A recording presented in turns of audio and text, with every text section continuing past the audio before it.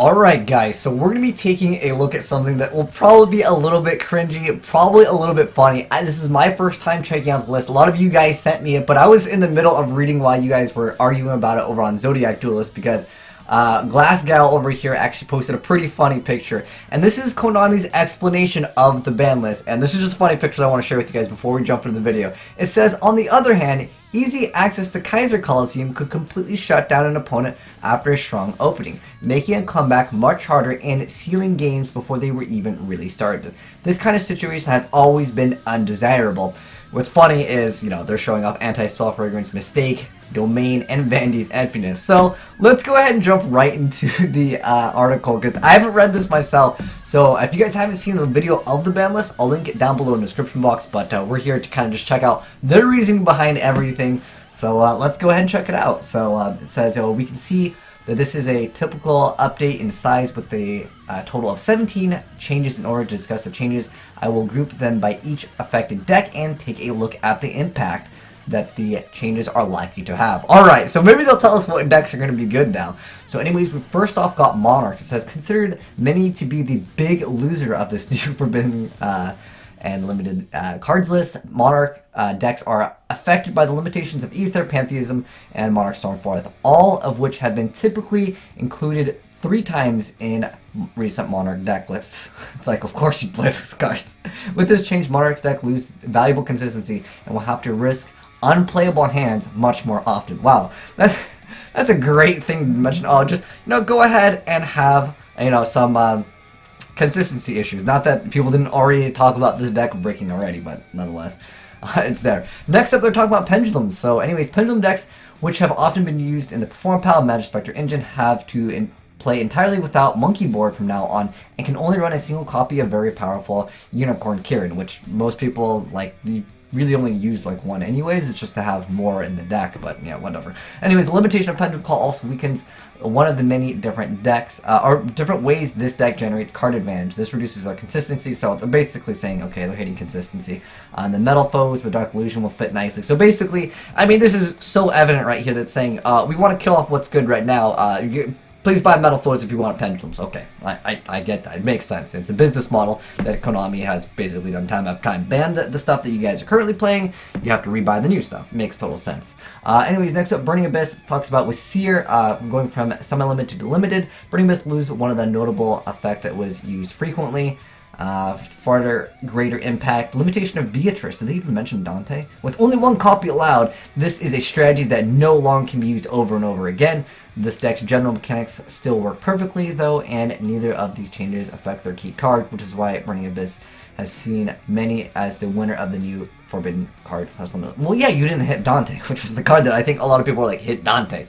Next up, they're talking about Cosmos over here, and they say, this deck loses 2 copies of its primary boss monsters, excuse me, and has to reduce its emergency teleport just to 1 copy. Several copies of Dark Destroyers were often crucial for huge Cosmo turns, but since the deck is able to reuse many of its resources and accesses most of its deck through Cosmo Tin Can, this change will not make the deck completely unplayable, and instead can only reduce its consistency, which seems to be the common theme. Okay, good thing that they at least say, you know, it's the common thing of the deck. Next up, we have Anti-Dex and Tax. Oh, they're talking about Maxi. Oh, I gotta read what they say about this. Maxi has been one of the most popular techs. It's not a tech, I think like everyone just main decks the card. Anyways, in recent tournaments, and many duelists have been running them in their main deck for a while. With the abundance of special summons in the current metagame, Maxi was always able to force the opponent into a very awkward decision and semi-limiting. It will reduce the consistency of decks that can easily use it. What decks can't make use of Maxi? I don't know, but the fact that they're like, oh, you know what, everything special summons, you know, and to counter that you use Maxi, but you know, to reduce the consistency of a card that counters what is considered like OP, which is special summon like 500 times in 1 turn, we're just gonna put it to 2. That logic is so terrible. Who wrote this? Oh man, I think we got to have an interview with this. Oh my gosh, if I can get an interview with whoever wrote this. I need to do it because like it just doesn't make sense. I understand the business decision of like hitting the new cards or the old cards so the new cards sell, but like their like logic on this is terrible. Like at least in my personal opinion. You guys let me know down below in the comment section if you guys agree with me that like the logic just doesn't make any sense. Next up. Well, here we get into Kaiser Coliseum. So we went over it, but it says, on the other hand, easy access to Kaiser Coliseum would completely shut down an opponent after a strong opening, making a comeback much harder in sealing games before they even started. Colin, you've seen ABC and the OCG? Like, that literally is turn 1, make ABC, turn 1, Cyber Dragon Infinity. Opponent, go ahead, okay, get rid of this card. Oh, you target my ABC, go ahead and bring back the other cards. You have another out, Cyber Dragon Infinity. That is literally what that deck does. It's like turn 1, I'll skill out play.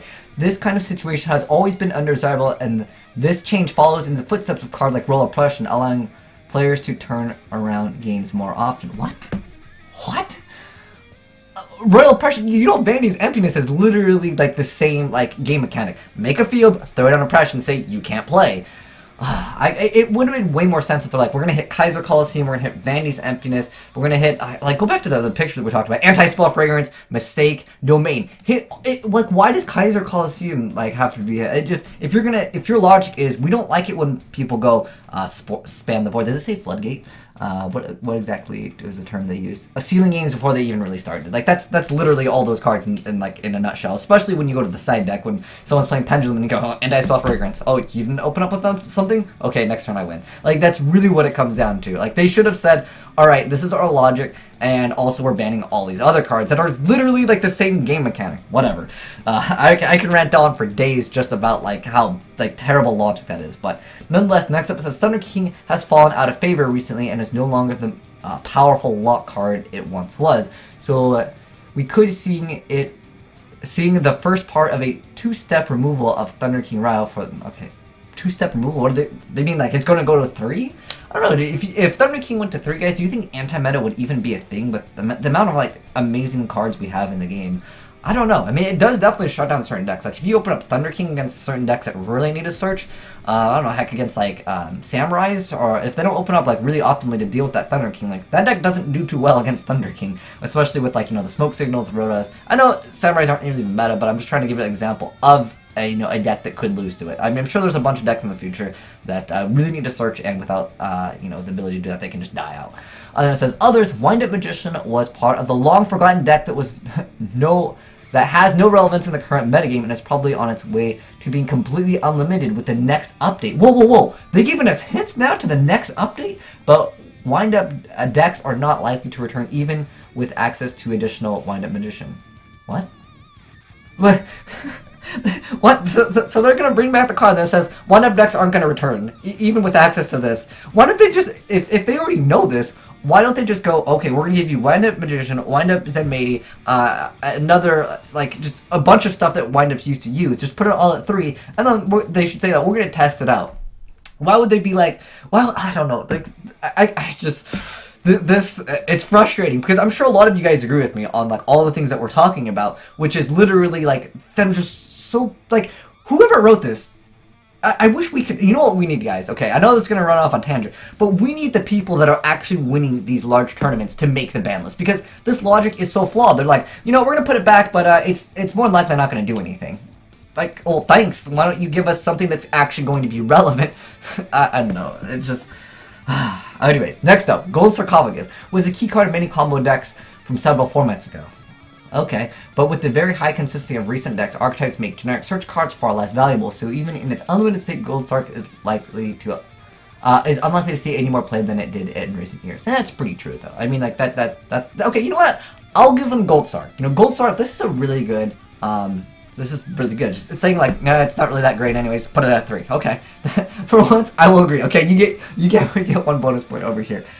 And then finally it says, both Thousand Eyes Restrict. Now, as far as Thousand Eyes Restrict goes, if you guys go back, like, a long, long time ago, I mentioned, like, Thousand Eyes Restrict wouldn't even do anything in the game, in this game state, and, like, a lot of people agreed, and, like, I would say it was torn, like, 50-50. A lot of people are like, no, card way too broken, absorb 1 card, absolutely crazy. But, like, when you look at, like, some of the other things in the game, oh, speaking of, like, things that aren't going to be relevant, why didn't they put Hornet and Inzektor, Hornet, and Dragonfly to 2? At least give us, again, some of the older stuff that we played with that we still have lying around, at least a chance. Like I said, like if they're like, oh, the wind-up decks aren't going to like return even with this. Anyways, and Allure of Darkness is now completing the second part of their typical two-step removal from the Forbidden and Limited cards list after loosening their limitations, and the last update went well and didn't bring back any toxic FTK decks. Oh, FTK decks are now toxic? ABC is literally the... like, that is what the deck does. I know it doesn't technically FTK, but it makes a board that's just like, you lose. Like, that's literally what the deck does. Anyways, let's read their conclusion.